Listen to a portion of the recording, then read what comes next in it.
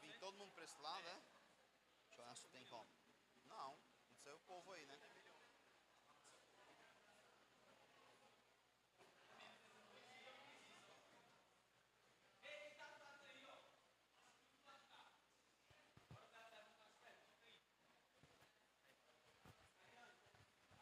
Oi. A Martinha disse que tá muito abafado. Eu não. Tá ruim aí, tá? Ei, vamos lá, quem tá aí, vem pro lado de cá.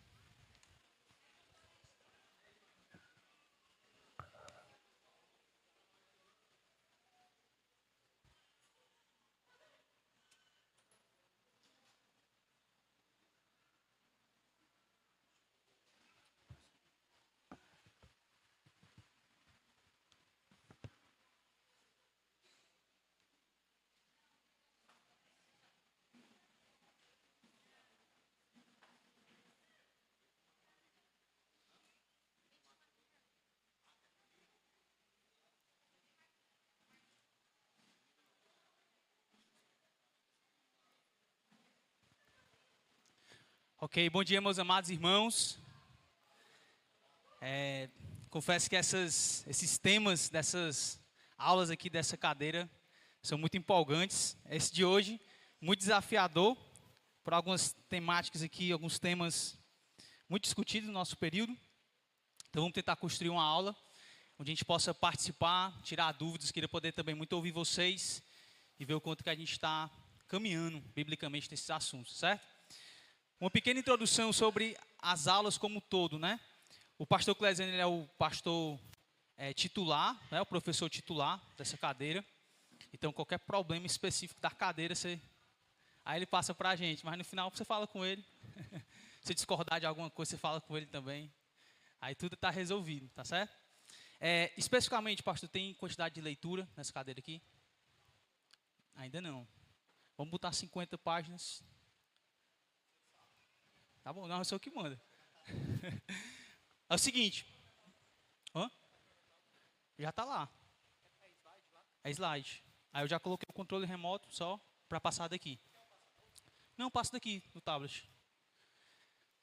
Então vamos fazer o seguinte, a gente vai colocar no mínimo uma leitura de 60 páginas. Então vocês vão ter aí 3 meses, mais ou menos, para ler 60 páginas, então muito pouco. E aí eu posso estar mandando também lá no nosso grupo alguns links de alguns assuntos interessantes, artigos, que você pode estar lendo, e aí vai contar também, tá certo? Você vai contar ali mais ou menos quantas páginas dão, você vai somando, e no final você passa para a gente quantas páginas você leu, tá certo? E aí fora isso, a gente também vai ter os links com algumas atividades para vocês poderem ir respondendo também lá no grupo. Hoje, em especial, nós iremos meio que introduzir as nossas aulas, pensando um pouco a respeito dos desafios na contemporaneidade, pensando na família cristã. Então, hoje, em especial, a gente vai tentar falar sobre fundações sólidas no mundo líquido, utilizando aqui aquela ideia do Zygmunt Bauman, né, sobre cosmovisão cristã. A gente vai dar uma pequena introdução aqui, e eu quero ouvir vocês também a respeito desse assunto, tá certo? Vamos tentar ao máximo tornar essa aula o mais interativa possível. Queria ouvir muito vocês para poder a gente construir isso e ir crescendo juntos, tá bom? Beleza? É só levantar a mão e a gente vai caminhando junto. Vamos orar? Pedir para que Deus nos abençoe nesse tempo aqui e a gente segue aqui com a nossa aula.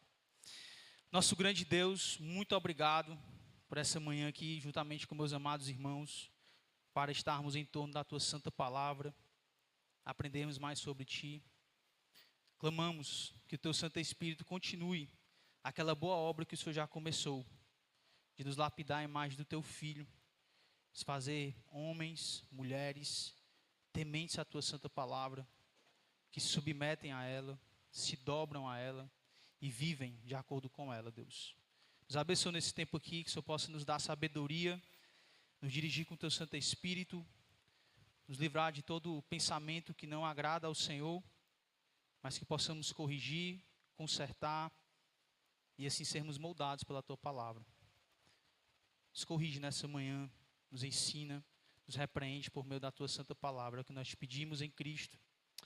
Amém.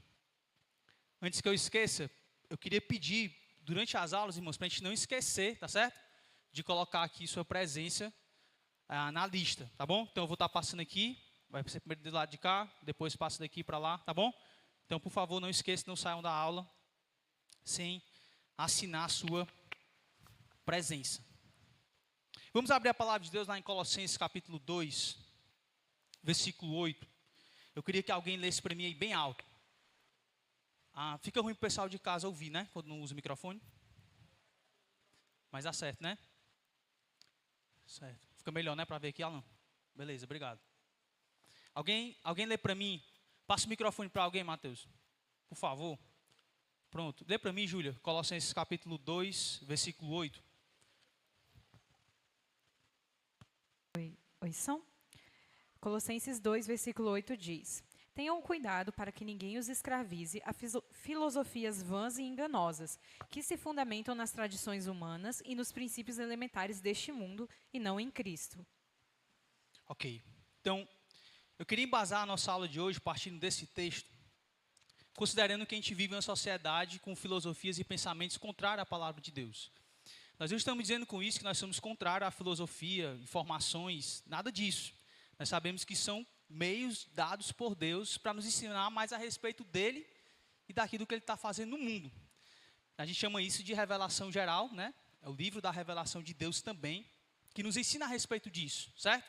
Nós não estamos desconsiderando, há um tempo atrás, o pessoal dizer que quem fazia filosofia não era crente. Não é isso que o texto está dizendo. O texto está indo contra aqueles pensamentos, aquelas ideias vãs, que são contrárias àquilo que Deus estabelece na sua santa palavra. E no mundo que a gente vive hoje, século XXI, muito denominado aí pelos sociólogos como o período da pós-modernidade, nós temos muitos fundamentos e pensamentos antibíblicos que têm adentrado nos nossos lares. E essa aula, irmãos, ela serve para reflexão pessoal, olhando para o nosso próprio coração, para que você possa analisar se existem alguns fundamentos no seu coração que está sendo dominado por esses pensamentos pós-modernos, pensando aqui no sentido pejorativo, né, negativo da palavra, e que de alguma forma você tem conduzido sua esposa, seus filhos ou a esposa no lar tem conduzido a sua vida com esses pensamentos.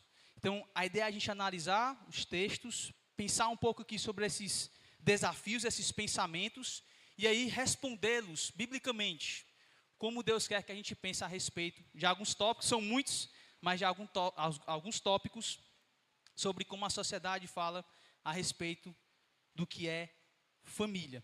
Então, deixa eu ouvir vocês aqui. Tem uma pergunta aqui, só para ver quais são as maiores dificuldades que talvez a gente enfrente como igreja.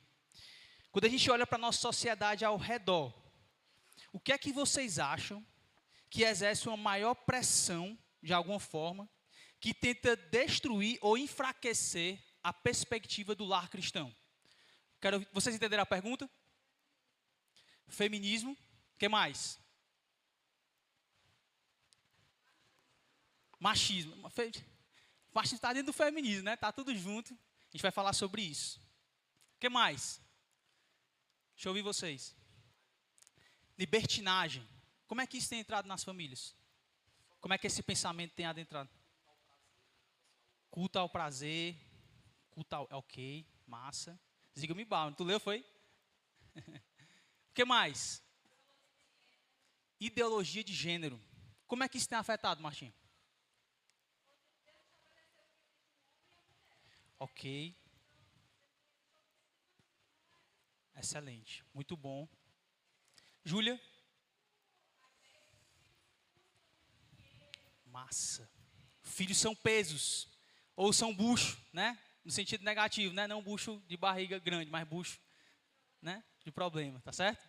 Então nós temos muitos pontos interessantes, porque tudo que vocês falaram, a gente vai tentar tocar em algum ponto durante a nossa aula. E realmente, esses são os principais. Existem muitas ideias que estão por trás dos pensamentos de como as famílias têm construído hoje, né? Têm guiado o seu lar, mas eu creio que esses são os principais, de fato, a respeito dos problemas que têm se levantado no lar. Então, o primeiro tópico aqui é mais para a introdução. A família tradicional ela está simplesmente a passar por uma fase de adaptação natural aos tempos modernos. Então, parece que nós, como cristãos, não estamos filtrando aquilo que está vindo lá de fora para dentro da igreja. A gente só recebe as informações e começa a criar os nossos filhos com as ideias mundanas. Não filtramos na palavra de Deus. E como eu já falei no início da aula, informações é massa. A gente vive num mundo da pós-modernidade que tem informação e à torta e à direita. Você abre aí o seu celular, bota aí na IA, rapaz, você tem assim tantas informações com uma pergunta. Ela sai jogando assim você para vários sites, artigos, que você consegue obter várias informações. Mas o problema disso é que nós colocamos essas comidas para dentro, sem considerar como elas podem nos destruir. Nós estamos nutrindo a nossa alma, o nosso lar, com veneno. Isso está destruindo os lares. Então, esse é um primeiro pensamento que eu queria considerar com vocês hoje. A família não está em crise por acaso. Ela é o alvo central do secularismo. É isso que o diabo vai tentar destruir, irmãos. Qual é o objetivo de Satanás? Destruir a família. Por quê? Vocês lembram do que Efésios capítulo 5 fala sobre a família? O que é que ela representa?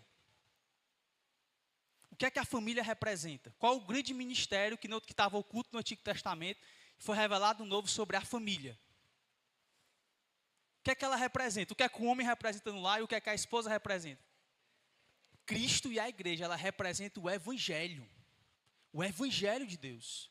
Então, quando o diabo ele adentra com as vãs filosofias nos lares e destrói aquilo que o próprio Deus estabeleceu como relação de marido e mulher, relação pai e filho ou mãe e filho, e assim sucessivamente, o que é que ele está manchando? A imagem do evangelho. E aqui nós, como comunidade, temos que ter essa preocupação, irmãos, não com o nosso próprio bem-estar, como a gente sempre fala em aconselhamento bíblico. Claro que a gente tem um objetivo de gerar o bem-estar nas famílias, à medida que nós obedecemos à palavra de Deus. Nós temos esse objetivo. Queremos sim, porque qual é o maior prazer do crente? Obedecer a Deus, ter um lar que glorifica a Deus. Isso gera prazer na vida de um crente. Amém. Mas é esse o principal objetivo? Não. O principal alvo é Deus ser glorificado e visto por meio do nosso casamento, por meio da nossa família e assim sucessivamente. Então não é a respeito do nosso lar, especificamente falando, mas é a respeito do evangelho, daquilo que nós estamos proclamando para o mundo sobre Deus na nossa família. Então eu lembro uma vez que o pastor Clésio trouxe algo muito interessante, não sei se foi Agostinho, que dizia, né, que se você quer de fato saber quem são os cristãos, olhem para as suas famílias.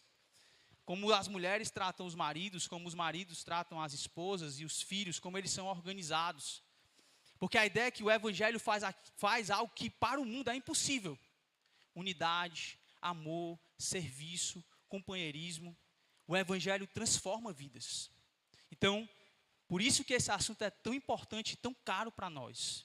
Por isso esse chamado para nós analisarmos a nossa própria família, o nosso próprio coração, se estamos tomando veneno. Se nós estamos filtrando aquilo que está entrando na nossa família, no nosso coração, com a palavra de Deus. Certo? Então, compreender esse diagnóstico cultural é o primeiro passo para reafirmarmos o projeto eterno do Criador. Então, a gente vai partir desse pressuposto. O que é que o mundo diz? O que é que a palavra de Deus diz? O que é que está por trás desses pensamentos, dessas filosofias do mundo a respeito de criação de filhos, como a Júlia colocou, gênero, o que mais? O egoísmo. O que é que está por trás dessas ideias, dessas filosofias que nós só estamos tomando como igreja? Então, a gente vai tentar abordar esses tópicos na aula de hoje. A pós-modernidade, a gente vai pensar o fundamento, os pensamentos que estão por trás das ações. Certo? Lembra o que a Bíblia fala? A boca fala do que o coração? De tudo que se deve guardar, guarda o teu coração, porque dele procede as fontes da vida. Então nós temos que partir desse pressuposto. O que é que está por trás das ações? Porque é aqui que a gente vai ter que corrigir para poder agir corretamente. Certo? Então a gente vai pensar um pouco sobre isso. Família, a gente vai pensar nela como uma instituição divina. Machismo e feminismo. Filhos. bênção ou peso? E aí a gente vai concluir com algumas perguntas pessoais para refletirmos, ok? Alguém abre para mim em 2 Timóteo, capítulo 3. Alguém lê para mim o versículo 1 ao 5. A gente vai ver que o Zygmunt Bauman, ele tem um livro muito interessante, Sociedade Líquida, onde ele vai mostrar um pouco sobre como a sociedade está embasada e fundamentada em ideias e pressupostos antibíblicos que estão destruindo dessa forma as famílias, a relação entre pai e filho, a relação de amizades e etc. E nós vamos perceber que o que ele constatou já é aquilo que as Escrituras falam a respeito desse período. Alguém lê para mim bem alto aí, ou melhor, né? No microfone. Tá por aí, Júlia? Por favor, Fábio. Só tem um microfone, é? Tem 2. Pronto. Então lê para mim 2 Timóteo 3, do 1 ao 5.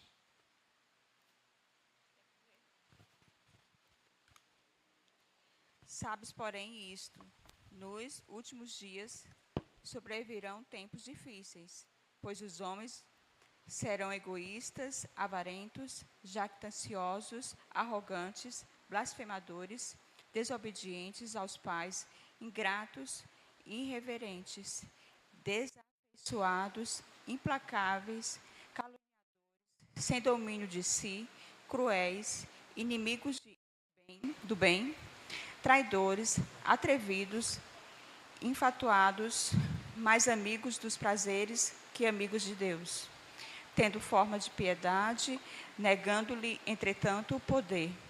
Foge também destes. Pesado, né? Essa é a descrição que a palavra de Deus dá a respeito do coração dos homens nos últimos dias que nós já estamos vivendo.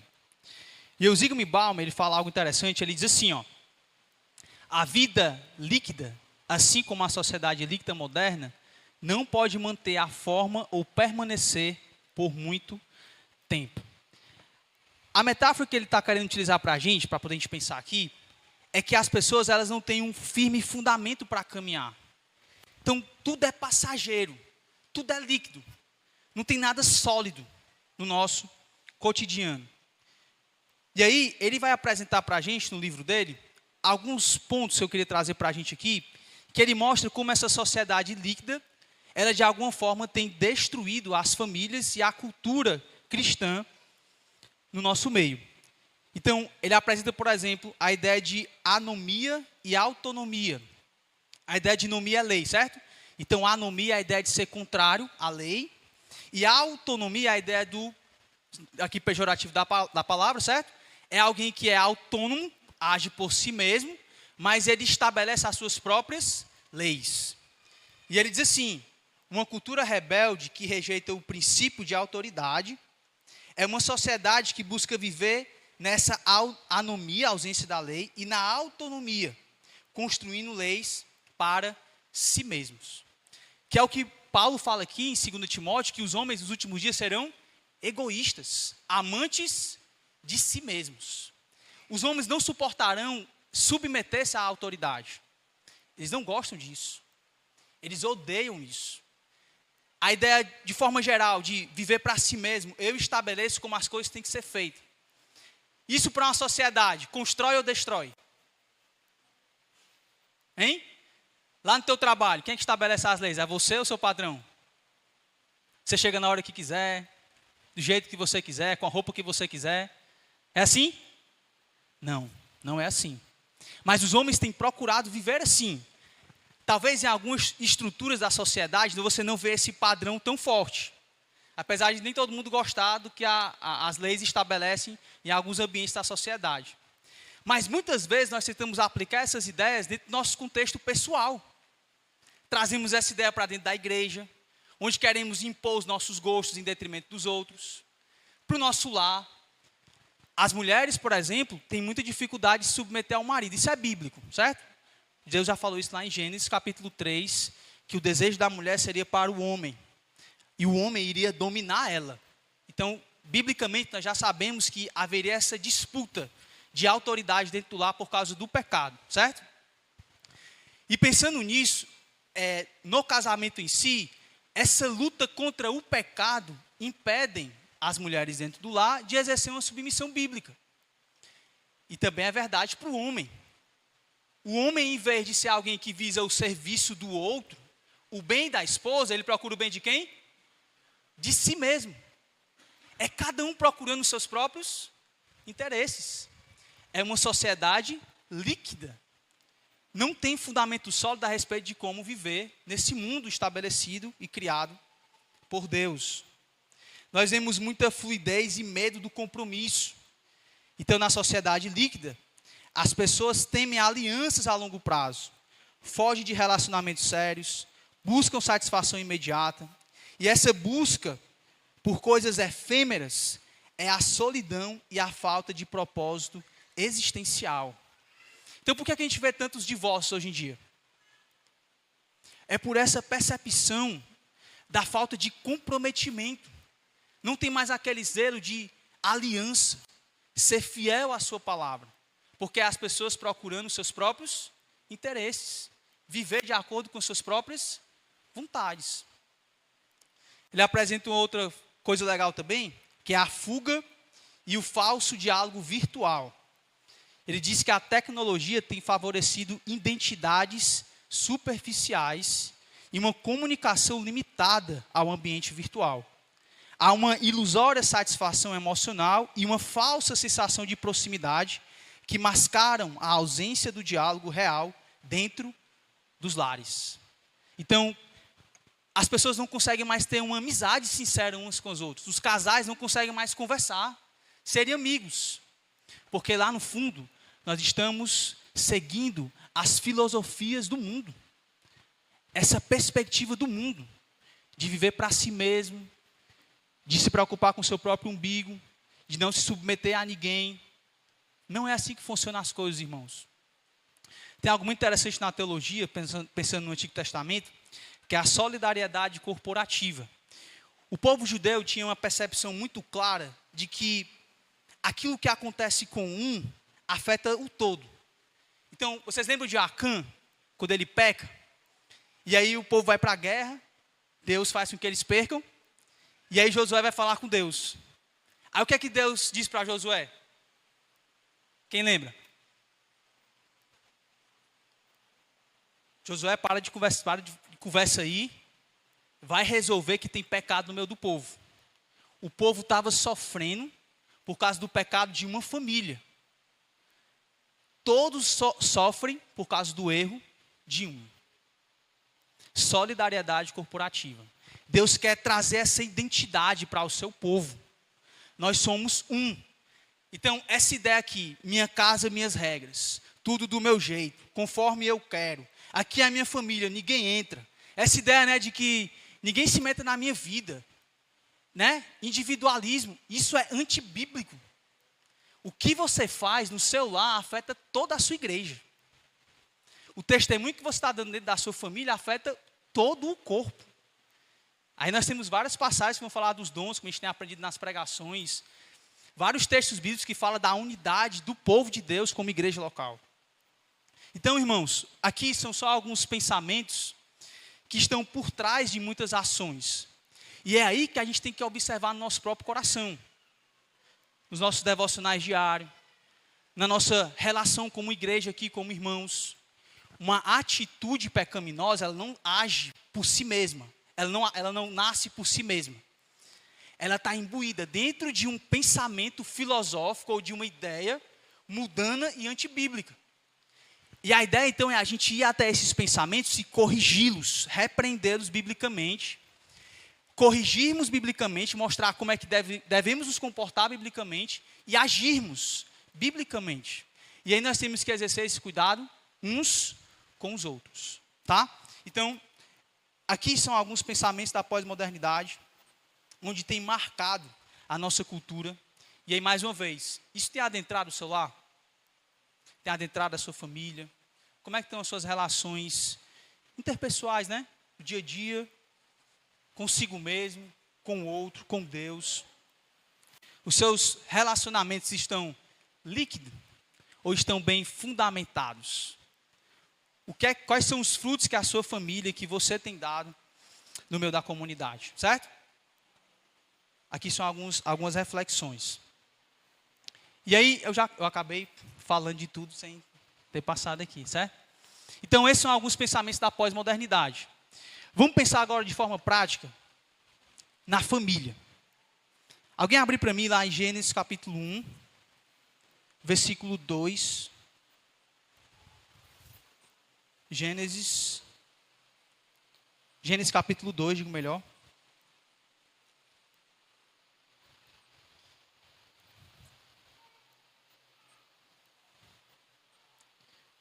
Queria pedir para alguém ler o versículo 18 e depois o versículo 24 e 25.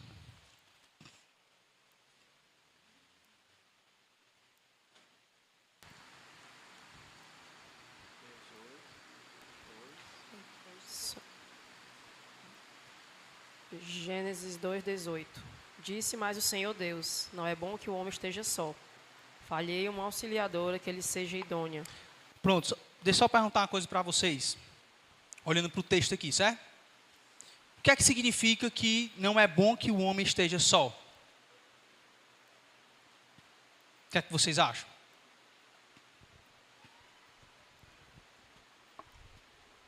O homem poderia viver sozinho na sociedade, por que que isso não é bom? Nada? Ok. Excelente. Ok. Como é que o homem iria refletir a Trindade? A gente vai falar sobre isso na próxima aula, mas já queria introduzir aqui pensando nesse tópico. Como é que nós iríamos conseguir refletir a Trindade no nosso dia a dia, relacionamento, se nós não estivéssemos uns aos outros? Lembra, Deus ele é um, mas é três pessoas. Um só Deus, mas três pessoas distintas. Então, o casamento ele serve para refletir isso. Os relacionamentos servem para refletir isso a respeito de Deus. E aí tem várias nuances práticas aí. Mas percebam que Deus já estabelece o porquê aqui do homem e a mulher estarem juntos. Aí olha comigo agora o versículo 24 e o versículo 25. Por isso deixa o homem pai e mãe e se une à sua mulher, tornando-se os dois uma só carne. Ora, um e outro, o homem e sua mulher, estavam nus e não se envergonhavam. Pergunta: quem foi que estabeleceu a instituição casamento? Deus estabeleceu. Ela é baseada em sentimentos. Hoje eu estou a fim de permanecer fiel a Amanda, então eu vou continuar sendo fiel a ela. Amanhã eu não estou mais afim, vou traí-la. É baseado nos meus sentimentos? É baseado em quê? Ela está fundamentada em quê? Lembra que Jesus fala isso em Mateus capítulo 19, quando ele vai falar do divórcio. Os fariseus lá, os saduceus perguntam a respeito do divórcio, e Jesus ele intensifica a lei. Ele mostra que o casamento ele está fundamentado aqui na criação. Deus instituiu o casamento. É uma aliança diante de quem? De Deus. Deus está dizendo, é monogâmico, né? Deixa o homem, pai e mãe, se une à sua mulher, então é monogâmico. Ele é heterossexual, é entre homem e uma mulher. Não é baseado em afeto, em desejos e se acha legal ou bonitinho. Não. É um relacionamento baseado numa aliança feita diante de Deus, tanto que alguns versículos anteriores é como se fosse a cerimônia do casamento, Deus entregando Eva para Adão e abençoando eles, sabe? Então, nós percebemos aqui nesse texto que família é uma instituição divina. Deus estabeleceu a família. E quando nós pensamos na sociedade como um todo, nós chamamos isso de, tem um termo latim que é célula mater, que é célula mãe. Vocês conseguem ver aqui, ó? É assim, ó. O núcleo da sociedade é isso aqui, ó. A família como um todo começou aonde? Lá com Adão e Eva. De família, aí aqui é mais um estudo histórico, onde os sociólogos e os historiadores tentam pensar de onde começou a família. Onde é que nasceu o Estado? Isso aqui nos ajuda muito a perceber, tem muita coisa legal aqui, vamos pensar. O Estado, ele vem de onde? De uma nação. Uma nação, ela é formada por cidades, né? Cidades, aí aqui já é mais, talvez um estudo mais antigo. que vai mostrar aldeias, clãs. Então lembra lá do povo de Israel crescendo e se desenvolvendo, né? Nós temos lá Abraão começando, e aí a família dele vai se desenvolvendo, depois 12 tribos. Aquelas tribos vão se expandindo, e mais pessoas, aí vão chamar esse período de período patriarcal, né?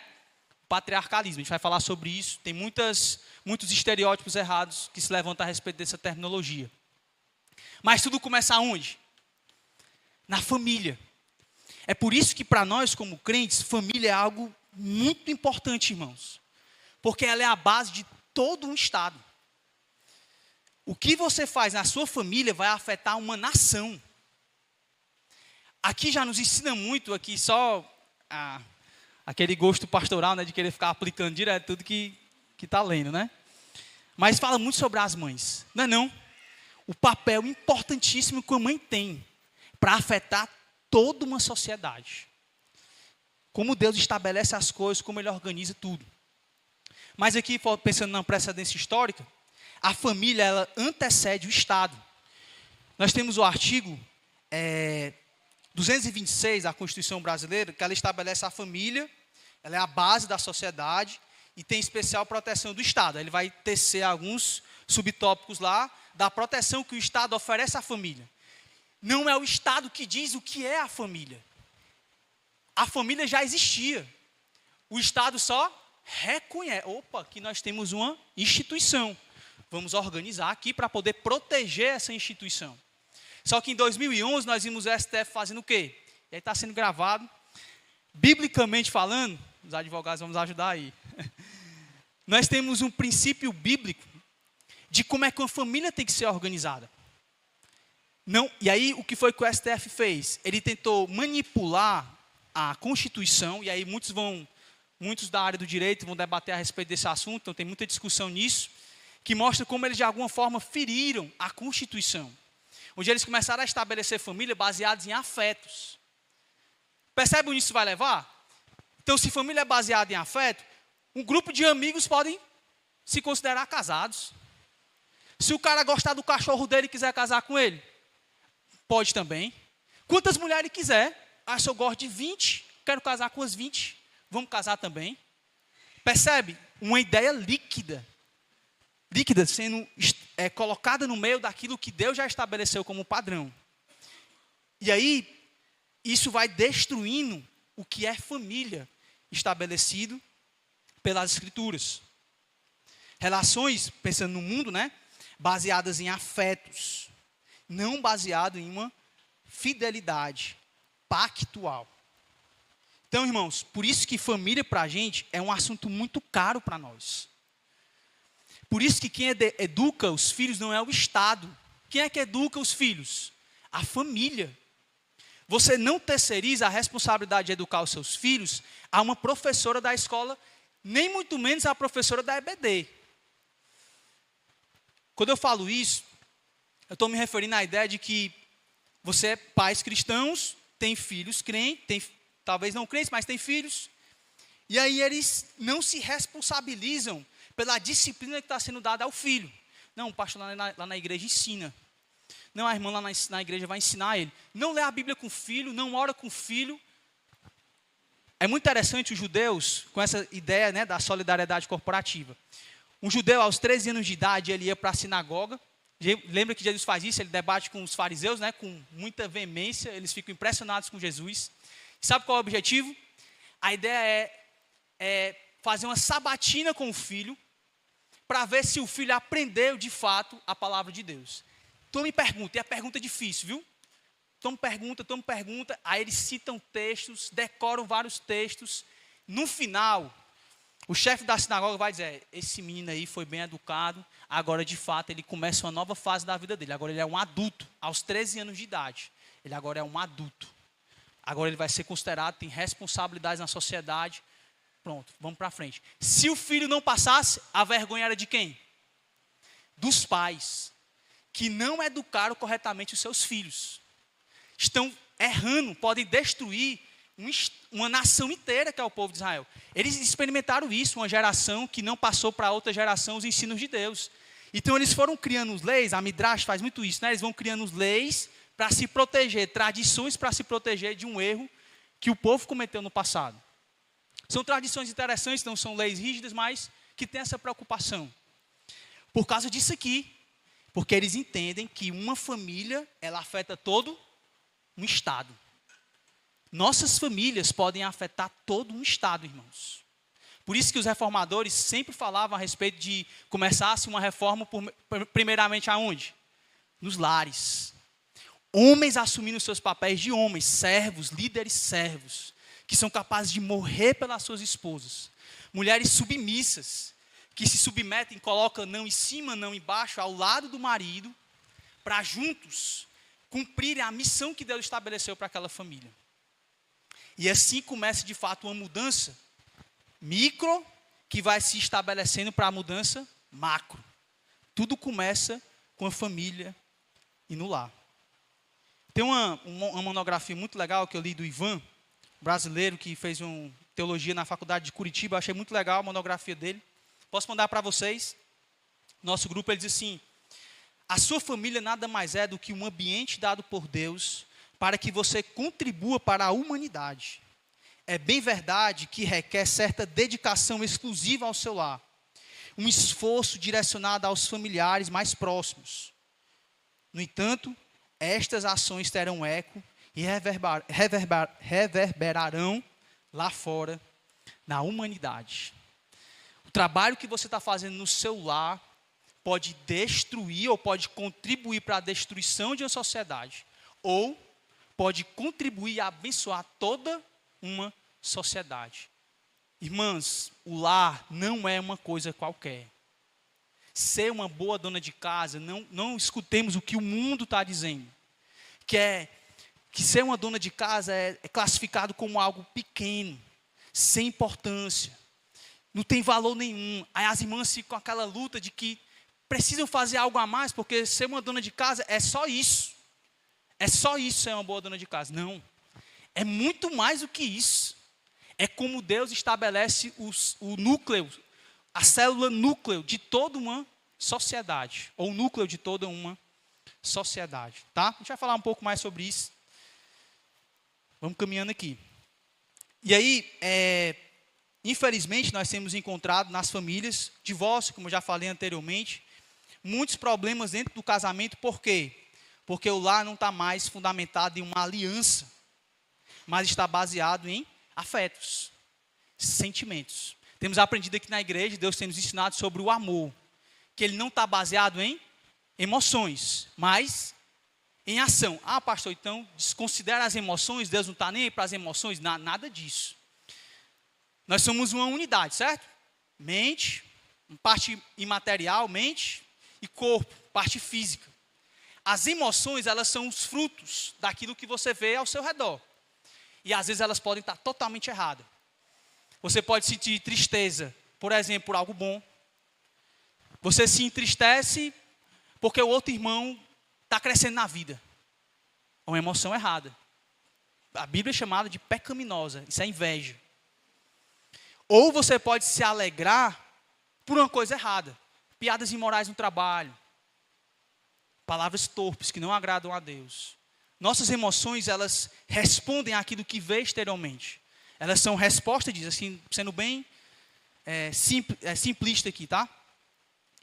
Então, quando chegamos no casamento, por essa visão humanista da sociedade, que o homem está no centro, e tudo tem que ser de acordo com suas vontades, com seus desejos, o homem ele é autônomo, ele que manda em si mesmo, define as suas leis, o que é que isso acontece com o casamento e com a família?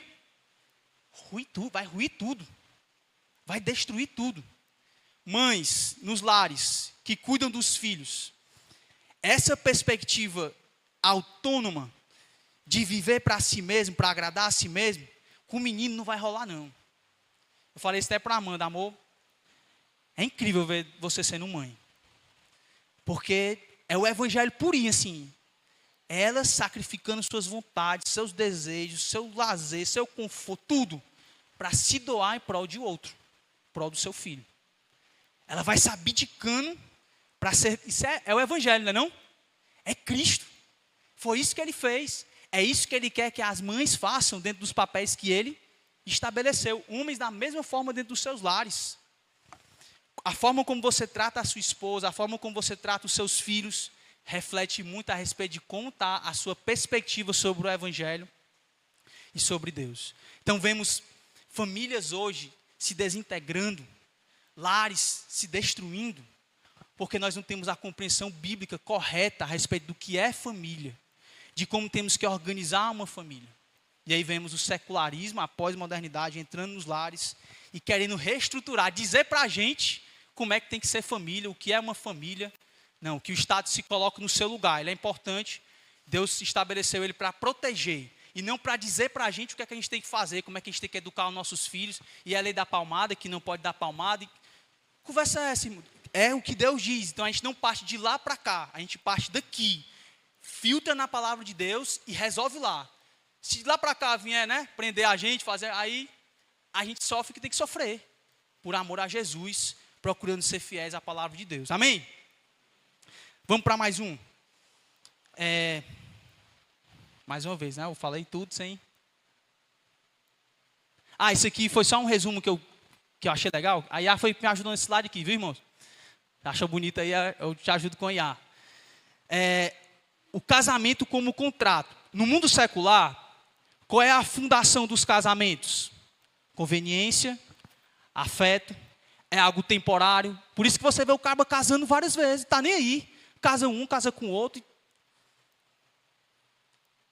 Do bíblico, nós temos uma promessa incondicional diante do Criador.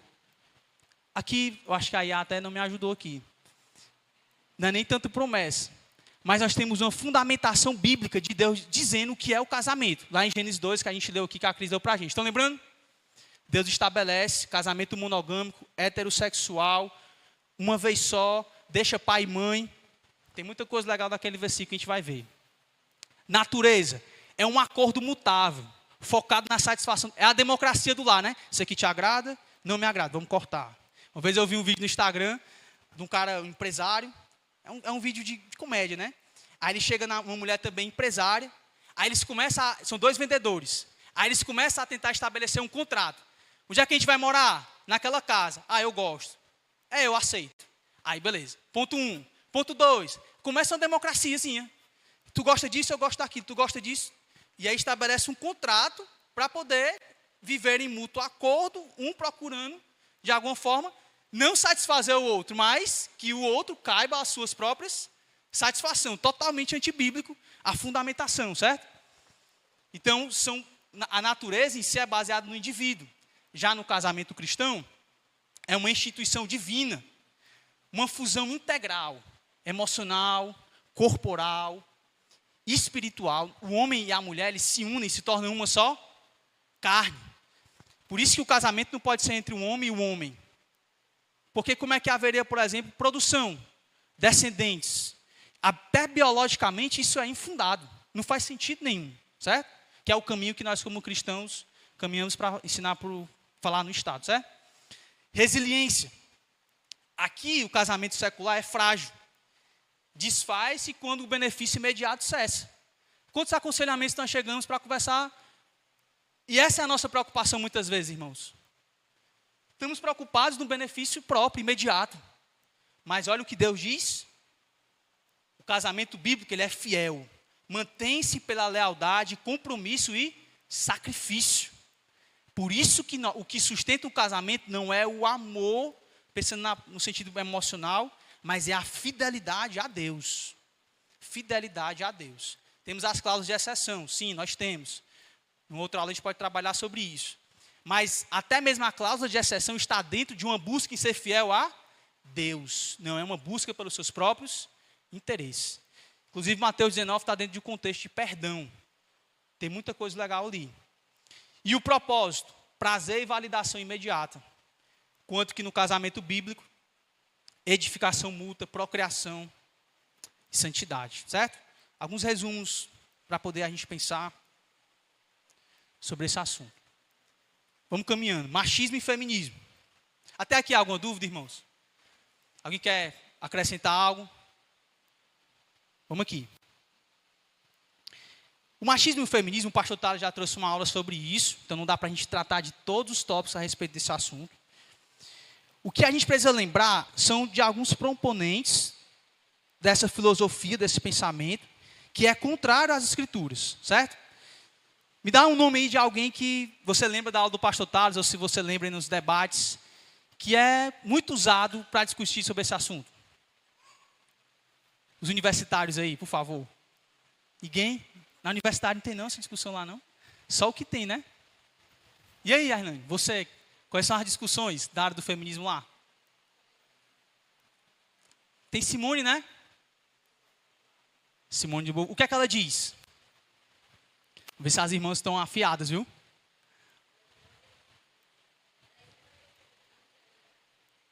Tá ligado aí? Bora conversar sobre isso, que a gente tem muita coisa para pensar aqui nas mulheres. Acho que dá para ouvir um pouquinho. Eu não sei tanta coisa a fundo sobre a Simone de Beauvoir, mas uma parte que eu vi muito sobre ela é que ela é extremamente feminista, contrária à família, né, contrária a todas essas... tudo que a Bíblia fala. Essa questão de que a mulher... Papéis, né? Os papéis totalmente invertidos. Não é nem que a mulher ela tem que ter algum lugar de fala, né? Ela deturpa tudo. Okay. É que somente a fala da mulher é o que importa. Os filhos também são um peso, tanto é que ela nem... Né? Pergunta. O feminismo é bom? Alguma irmã que se considera feminista? Responde só para o seu coração, depois você responde para mim pessoalmente. A gente conversa ali, o pastor a gente vai conversar com você. Mas...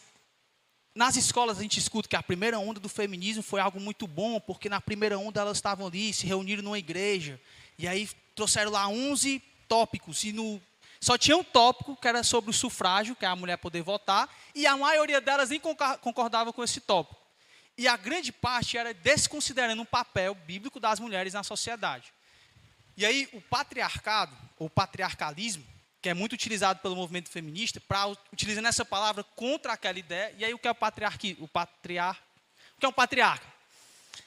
Ele é o cara que estabelece ou tem uma autoridade sobre uma família. Então lembra de Abraão, ele tinha uma autoridade sobre a sua família.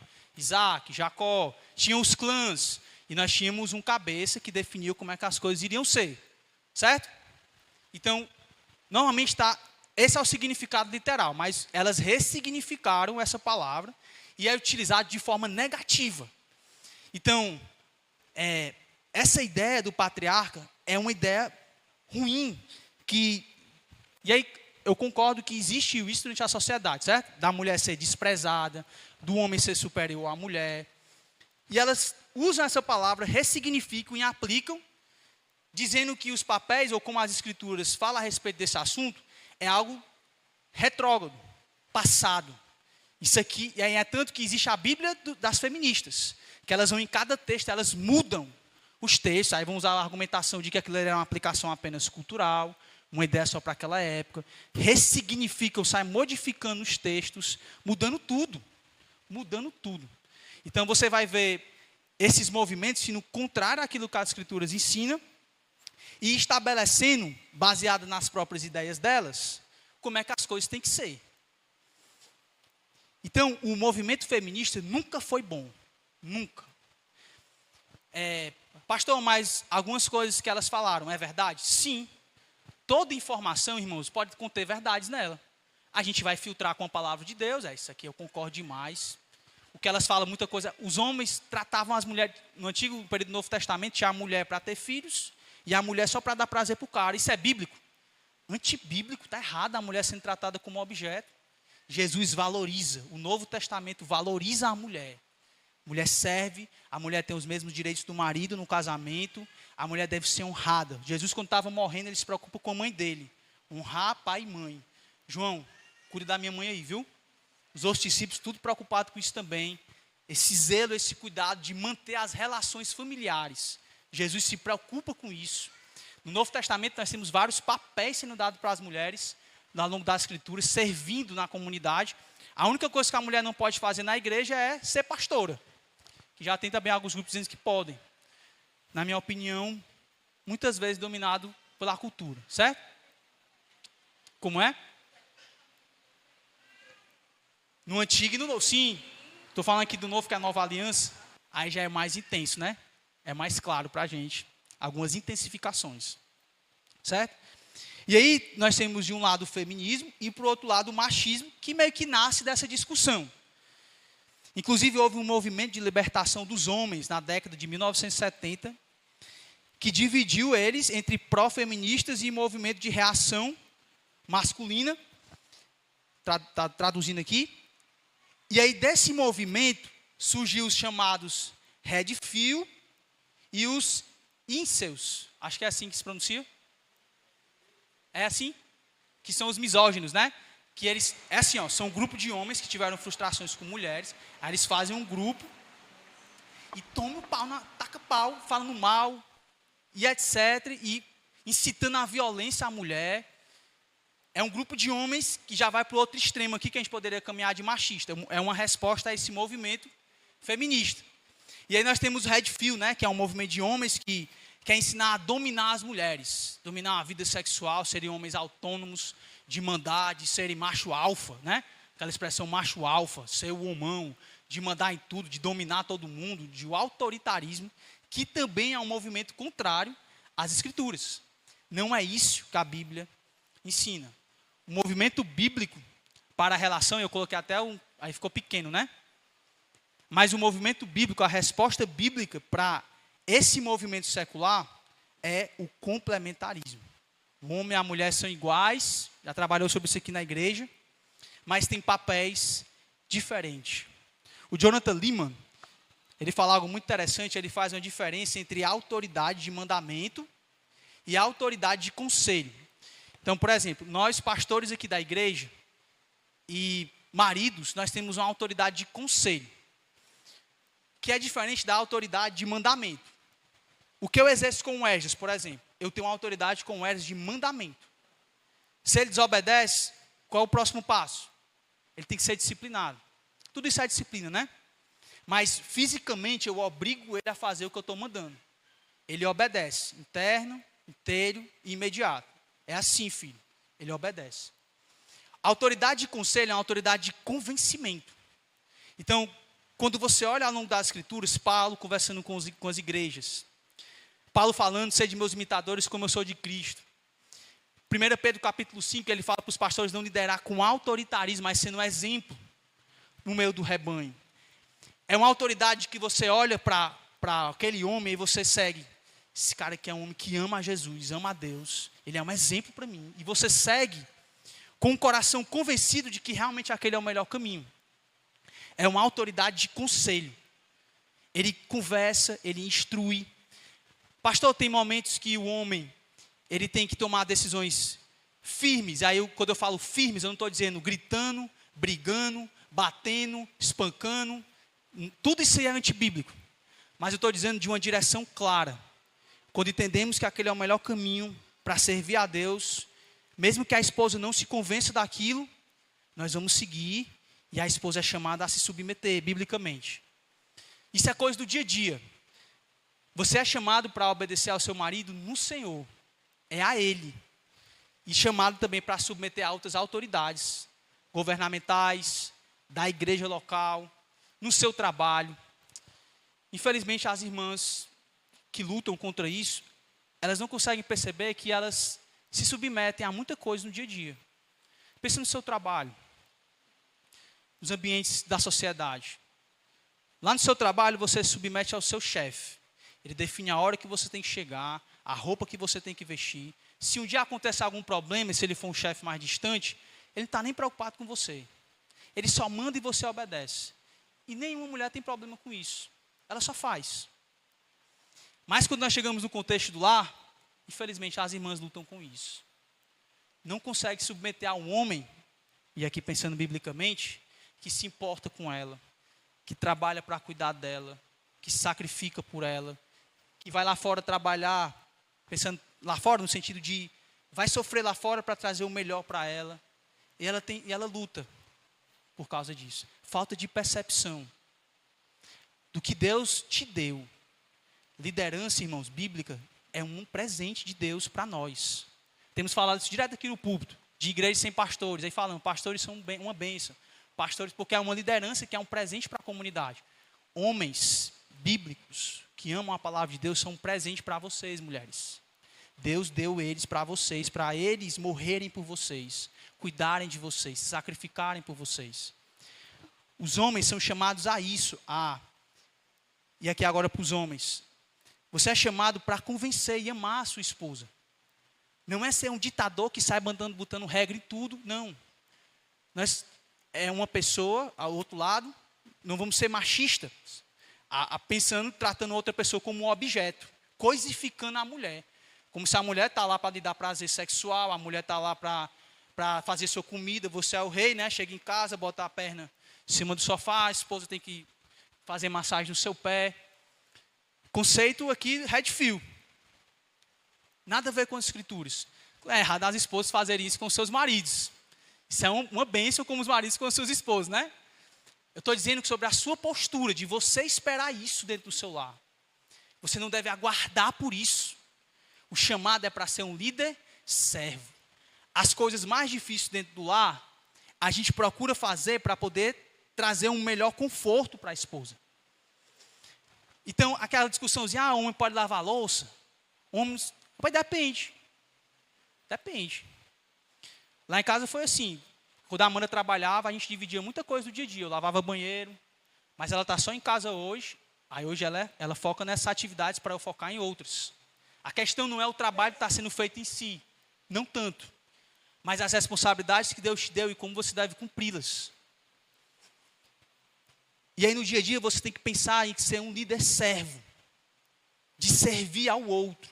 Não procurar os seus próprios interesses. Lembra, a pressuposição ela vai definir a sua ação. Filipenses 2, capítulo 3, versículo 3 e 4 vai dizer o quê?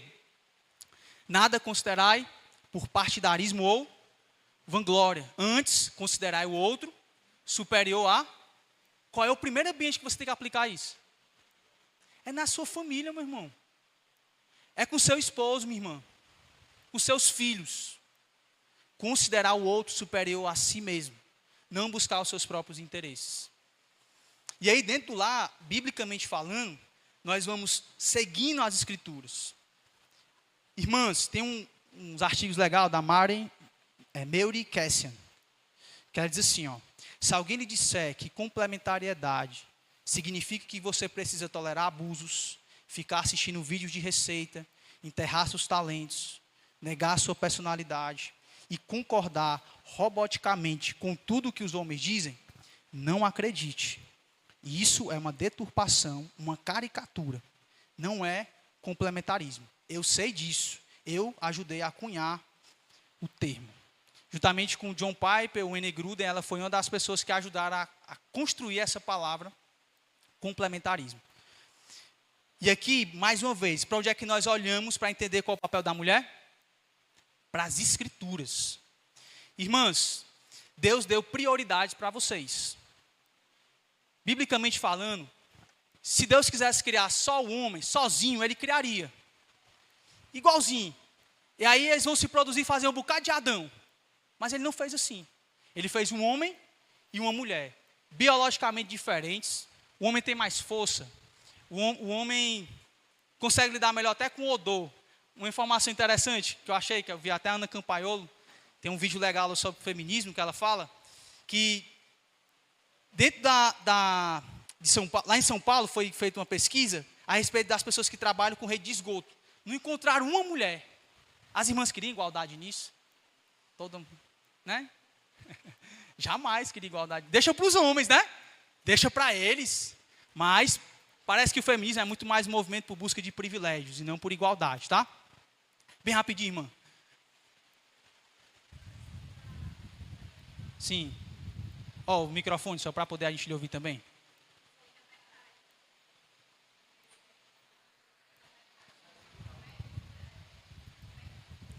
Tem muita coisa aqui, bora. Só para complementar, enfatizar, complementar o que você falou, né?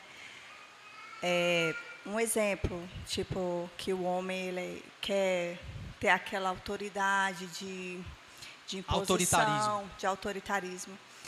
Maninho foi trabalhar essa semana e ele chegou em casa E falando para Ei, mim mas não vai que... falar nada dele não, né?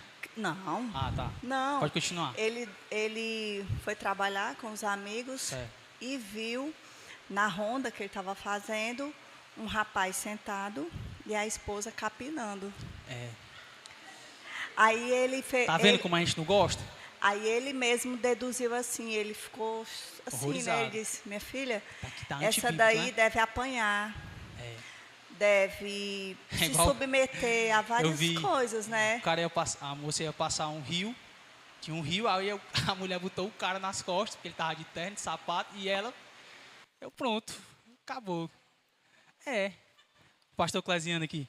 Ei, falta mais um tópico, viu? Vocês vão ficar aqui, né? Pede o pessoal não fazer barulho aí, Kevin, pra gente segurar aqui. Tem tanta coisa legal aqui. Oi. Não, só eu acho que o contexto que a gente vive, Sim. até observando a igreja, a nossa comunidade, não são de homens machistas. Então, o homem, essa mulher que está capinando, não foi o cara que obrigou ela a fazer, não. São homens omissos, que não assumem sua responsabilidade. O feminismo jogou essa bomba no colo das mulheres, e agora elas acreditam que tem que fazer. E o cara tá achando é bom, né? Então, o contexto que a gente vive hoje, é muito difícil você achar um machista no sentido da palavra, né?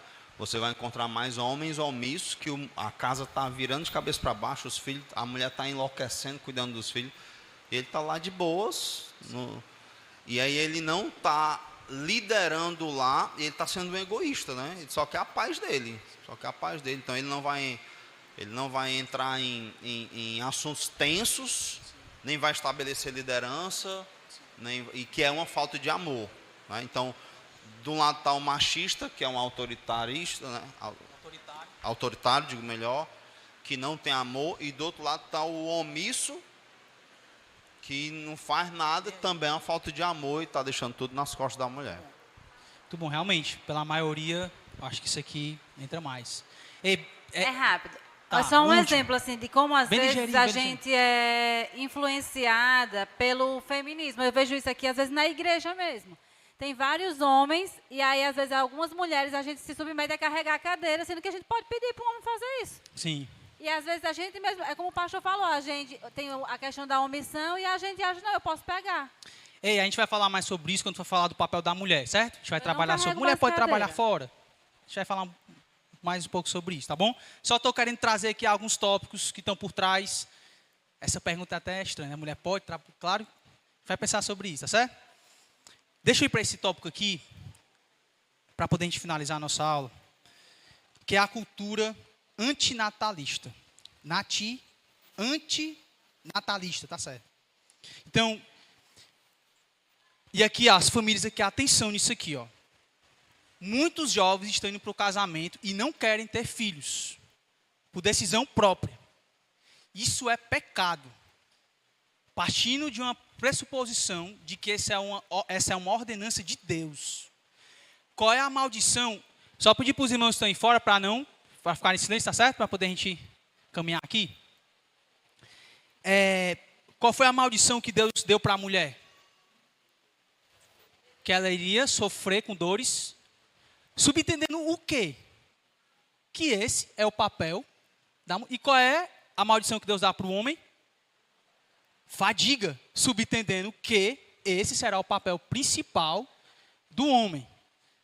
Principal do homem.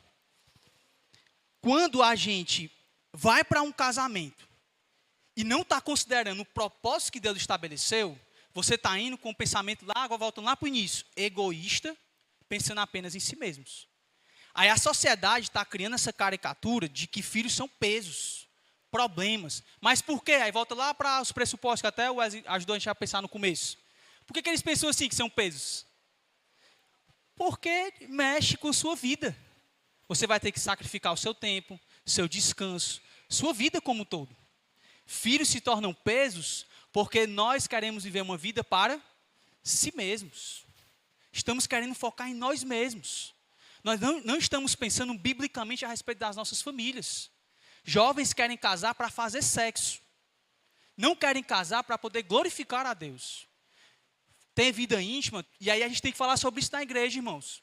As irmãs mais velhas, os jovens aqui da igreja, inclusive quinta-feira a gente vai falar sobre vida sexual nos PGs dos homens. Temos que ensinar sobre isso. O propósito de casar é também para ter filhos, para glorificar a Deus. Está pressupondo quando Deus cria o homem e a mulher e manda se espalhar sobre toda a terra, para se espalhar para que tenham filhos e filhas à sua imagem e semelhança. As igrejas hoje que são formadas, a maioria das pessoas que estão na igreja, a maioria, são pessoas e são filhos de crentes que se converteram dentro da igreja, cresceram na igreja. Tem muitas pessoas que se convertem, que não têm a família crente? Tem. Mas quando você olha para um todo, são de filhos de crentes que nasceram no meio do povo de Deus, ouviram o evangelho, se converteram e estão servindo a Deus. Então, nós como comunidade local, temos que tomar cuidado com essa cultura contemporânea, como diz o Ted Tripp, de que ter filhos, produzir filhos, viver em família, é algo antigo. Nós temos que viver para nós mesmos. Isso, irmãos, é antibíblico. Filhos são declarados nas Escrituras como bênçãos, presentes de Deus. São bênçãos do Senhor para nós e para a sociedade. A gente falou sobre isso pensando sobre família. Mães, vocês têm um papel importantíssimo para educar filhos, para servirem melhor a... Claro que os pais, eles lideram isso. Vai falar sobre isso em outro momento. Mas você é que vai estar mais pensando nas mulheres com os seus filhos. Você tem que gastar tempo com eles. E você vai ter que abrir mão, sacrificar de coisas para isso. Isso é o evangelho. Isso é bíblico. Pastor, quanto às irmãs que não podem ter filhos, ou que tentaram muitas vezes não conseguem ter, aqui é uma outra questão. Que Deus tem seu propósito, que a igreja ela se torna essa família para essas mães, e elas vão exercer o discipulado de mãe na vida de muitos filhos aqui da igreja. Eu posso falar aqui de cabeça, de mulheres aqui que exerceram o discipulado na minha vida. Hoje estou servindo, sou pastor, lidero um lar, estou liderando uma igreja. Irmãs que foram fundamentais no meu processo de discipulado, de caminhar comigo, de me dar um toque, de ser exemplo para mim, aqui dentro da igreja. Mães podem sim discipular crianças que não são seus filhos. Aqui é uma família. E nós exercemos também esse papel. Aqui é um desdobramento de como é que a gente pode pensar a respeito disso, tá? Mas voltando aqui para aquelas famílias que são saudáveis e decidem por si mesmos não ter filhos, isso é pecado. Isso é pecado. Isso não é bíblico, irmãos. Nós não podemos deixar com que a sociedade entre dentro da nossa comunidade e venham ditar como é que as famílias têm que ser. Como é que nós temos que organizar o nosso lar. Como é que as mulheres têm que se comportar e como é que os homens têm que se comportar. Deus já diz na sua palavra. E nós seguimos e nos submetemos a ela. Corrigimos nossos corações com pensamentos egoístas. E focamos em nos sacrificar pelo reino, pelo outro, para a glória de Deus. Então, o Augusto Nicodemos traz um filtro bem legal aqui, para poder a gente caminhar para o fim. Que ele vai dizer assim, ó. Tem um mandamento criacional. O que é que você tem que filtrar para entender quantos filhos você tem que ter? Quantos filhos a gente tem que ter? Tem na Bíblia dizendo isso? Não tem. Se filho é bênção, então vamos ter quantos a gente puder. Eu estou com a meta de 4. Pode ser que, né? Pode ser que venha mais. Mas a ideia é, vamos ser abertos à vida. É um presente de Deus, vamos. Aí, mais uma vez, pensando sobre isso. Vamos pensar biblicamente nos princípios bíblicos para a tomada de decisão. Primeiro, eu acho legal, ele coloca a ideia de saúde física e emocional da esposa. Então, ele queria 5, o Nicodemos. Parou no quarto. Por quê? A esposa dele no quarto ficou muito doente. Quase que ela morre na gestação do quarto. Ele entendeu que aquele era o momento de parar, para não pôr a esposa dele em risco. Princípio, cuidado com a esposa. Condição financeira e provisão do marido. Lembra que Paulo fala sobre isso em 1 Timóteo. Se você não cuidar do seu próprio lar, da sua própria família, você rejeita a fé. Lucas capítulo 14. Quem é que vai para uma guerra e antes não calcula os custos? Então, como é que você está financeiramente? Aí quando eu falo isso, não estou dizendo que você tem que estar concursado, ganhar 10 mil reais. Não, irmãos, são os princípios básicos para poder você cuidar de uma criança e sustentá-la financeiramente. Nós consideramos isso também. E também a capacidade de educar e discipular filhos. Você entende, você conhece como é que você vai fazer, você está se capacitando para isso. Você veio de um contexto onde foi bem educado nisso. Então percebe, irmãos, a questão não é assim, eu não quero ter mais filhos porque é muito cansativo.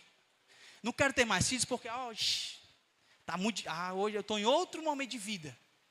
É uma outra fase de vida. Isso é antibíblico. Você está indo contra aquilo que Deus estabelece para você. Pastor, existem motivos legítimos diante de Deus? Sim. Então Paulo vai dizer em 1 Coríntios 7 que era bom não casar por causa do contexto de perseguição lá, especificamente.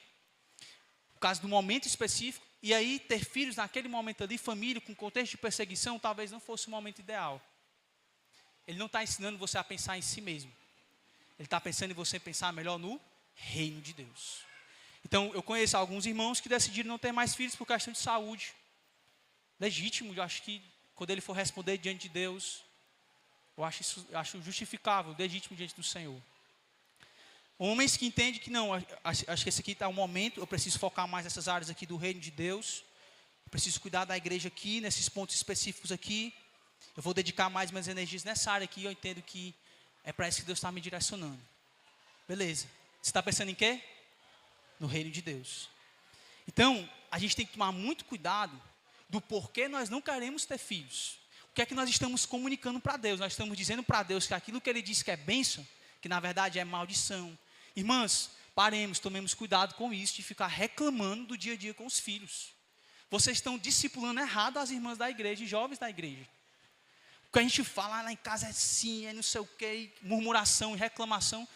É difícil mesmo, é puxado mesmo. Não estou negando isso, irmãos. Eu vejo assim com a Amanda a rotina que é, como eu falei, é o evangelho purinho na nossa frente.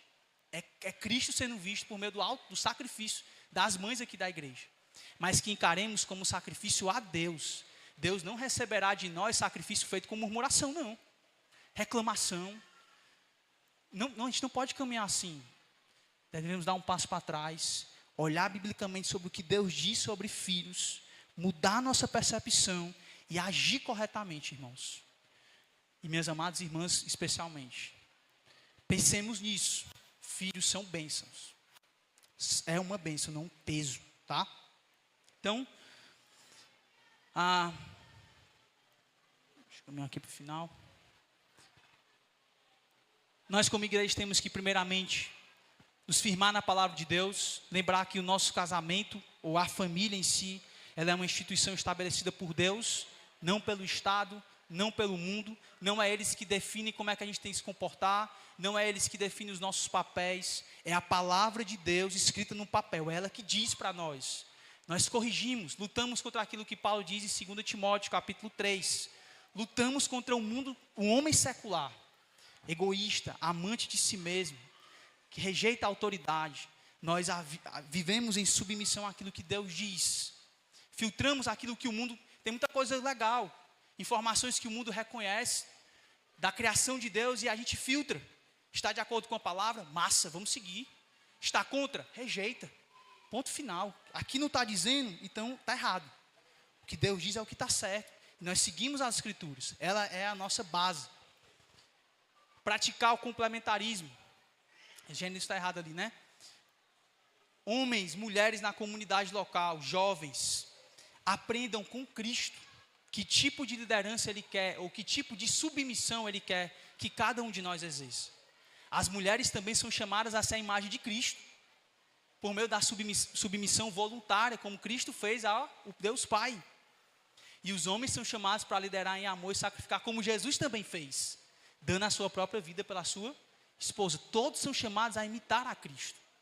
E nós temos que nos aprofundar na compreensão dos nossos papéis e praticá-los para a glória de Deus. E por último, devemos proteger a célula mãe.